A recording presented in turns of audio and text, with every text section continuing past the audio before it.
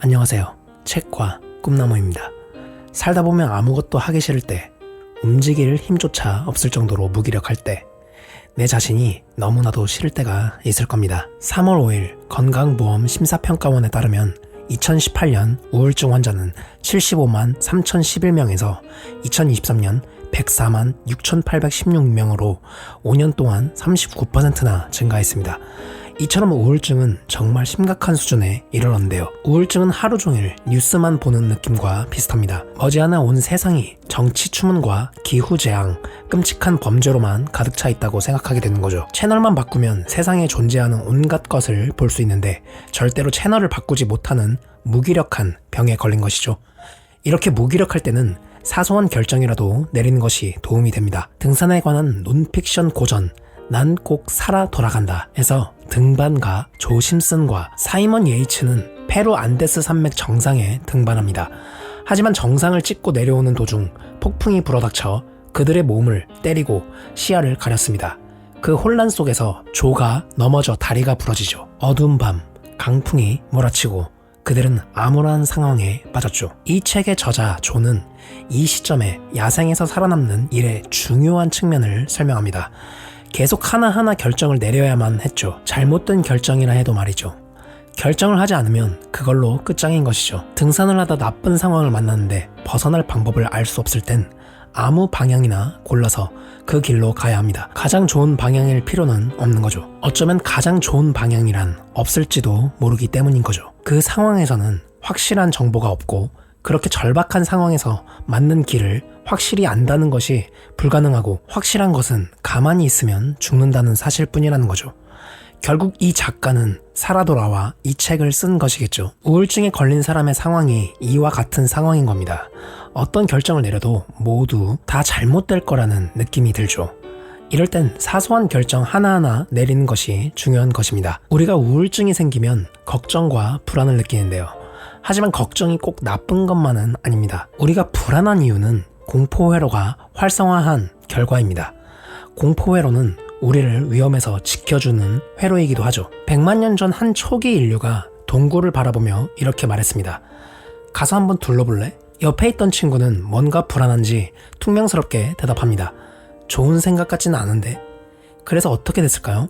첫 번째 친구는 곰에게 잡아먹혔고 두 번째 친구는 우리의 조상이 된 겁니다.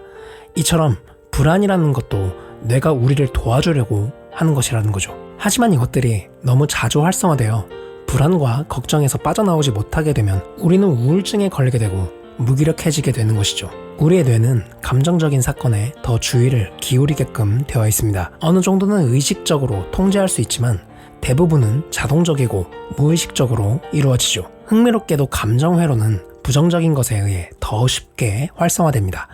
이는 대부분의 사람이 한 가지 부정적인 사건을 경험하면 긍정적인 사건을 아주 많이 경험해야만 둘이 겨우 비기는 정도가 된다는 것이죠.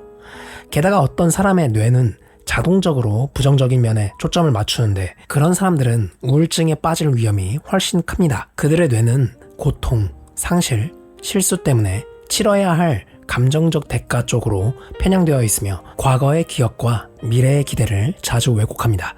우울증 상태에서는 이러한 뇌의 부정 편향이 상황을 실제보다 훨씬 더 나쁘게 인식하도록 만들죠. 본래 뇌가 지닌 감정적인 성향은 우울증 상태에서 더욱 과장됩니다. 예컨대 한 연구는 우울증 증상이 심한 사람과 우울증에 빠질 위험이 있는 사람은 중립적인 표정을 감정이 실린 표정으로 해석할 가능성이 더 크다는 것을 보여주었습니다. 게다가 중립적인 표정을 슬픈 표정으로 곡해할 가능성 또한 더 컸죠.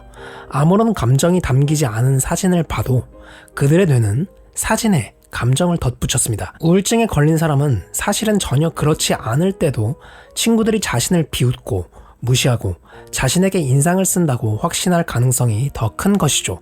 그뿐만 아니라 우울증이 있는 사람의 뇌는 감정 정보를 더 오래 붙잡고 있습니다. 부정적인 감정 속에 깊이 빠져서 헤어나오지 못하고 있다는 거죠. 또한 뇌는 늘 가던 길만 가고 싶어합니다.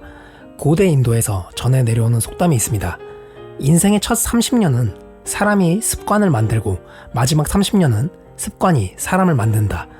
배가 고프지 않은데도 음식을 먹거나 볼만한 게 없는데도 계속 텔레비전을 본 적이 있죠. 무의식적으로 반복하는 행동은 우리가 거기서 전혀 즐거움을 얻지 못하는데도 실행하는 것이므로 이것이 악순환으로 가는 지름길이라는 겁니다.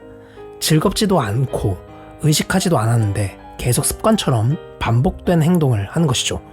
이는 중독이 작동하는 방식이기도 하죠. 처음에 중독은 쾌락적인 충동에서 시작되지만 시간이 지나면 더 이상 중독은 쾌락을 주지 못합니다. 더 강한 자극을 원하게 되고 결국 중독은 우울증에 걸릴 위험을 높이고 우울증은 중독될 위험을 높이는 것이죠. 운동은 항우울제가 뇌에 미치는 효과와 동일한 여러 효과를 발휘합니다. 굳이 헬스장을 끊어서 1시간, 2시간씩 거창하게 운동하지 않아도 잠깐 자리에서 일어나 동네 한 바퀴 산책하는 것만으로도 움직이는 행위이기 때문에 가만히 앉아있는 것보다는 도움이 된다는 겁니다. 우울증에 걸린 상태라면 털끝만큼도 움직이기 싫을 텐데요. 이럴 때는 누워있는 상태라면 일어서는 행위부터 해보라는 겁니다. 우울증인데 앉아있거나 누워있으면 운동을 한다는 행위 자체가 굉장히 거창하고 부정적으로 다가올 텐데요. 일어서서 밖으로 나가는 행위부터, 즉 아주 쉬운 행동을 하는 것 자체만으로도 가만히 있는 것보다 훨씬 좋다는 겁니다. 그렇게 조금씩 움직이다가 공원 한 바퀴 조깅도 해보고 일주일에 한 번 조깅하던 것을 2번으로 늘려보고 그런 식으로 행동을 함으로써 신체가 변화되고 우울증이 개선된다는 것이죠.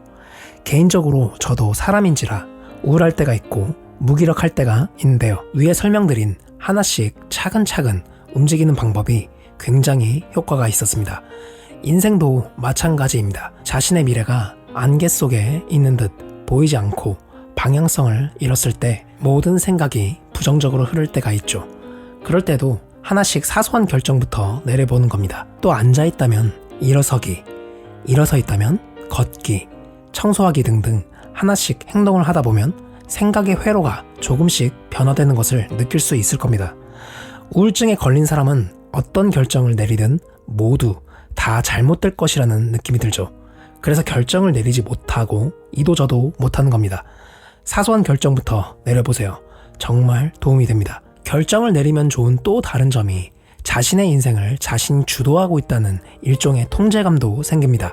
하나씩 상황을 통제하면서 통제할 수 없을 것만 같던 상황이 조금씩 바뀌는 것을 느낄 수 있게 되는 것이죠. 마지막으로 햇빛을 쬐는 겁니다. 밝은 햇빛은 세로토닌 생성을 향상하고 세로토닌 수송체가 재흡수되는 걸 막습니다. 이는 항우울제가 하는 일이기도 하죠. 오늘은 우울증에 관한 이야기를 나눠보았는데요. 이 내용이 더 궁금하신 분들은 앨릭스 코브의 우울할 땐 뇌과학이라는 책을 강력 추천드립니다. 지금까지 책과 꿈나무였습니다. 영상이 마음에 드셨다면 구독, 좋아요, 알림 설정 정중히 부탁드립니다. 감사합니다.